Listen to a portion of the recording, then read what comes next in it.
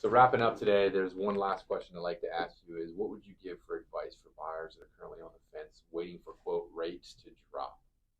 Okay, so I get a number of people that actually come up with two issues there. Number one, um, they think the housing prices are going to decline as these rates have gone up, and consequently they haven't. If you look at the numbers, they've continued to increase in value, um, and that's primarily because in this particular area that we reside, there's a housing shortage, and it's not just it's partly COVID related because you had so many people refinance to rates below, in the threes, the twos.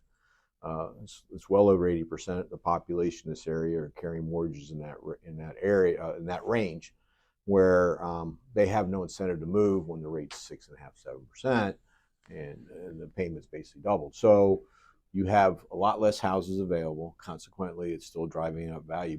But the bigger problem is there's just not enough space to build houses around here, and the demand continues to increase as it's a transient area. And a lot of these people sit on the sidelines thinking the housing prices are going to fall. They're not going to. So the first thing is, if you're waiting for rates to come down, please understand that right now when you go to buy a house, there's probably going to be multiple offers on it. If the rates were to come back down into the fives, just think about how many more multiple offers. And if you go back 2 years ago, a house would go on sale Friday. By Saturday, there'd be 20 offers. By Monday, you were not even getting an option to write it.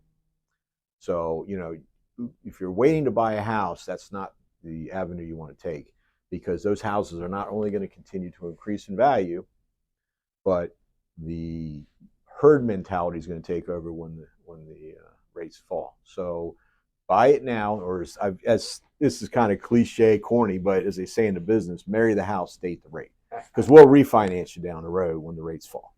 And there we have it. Thanks again for your time, Anthony Sauce of Sandy Spring Bank. Thank you.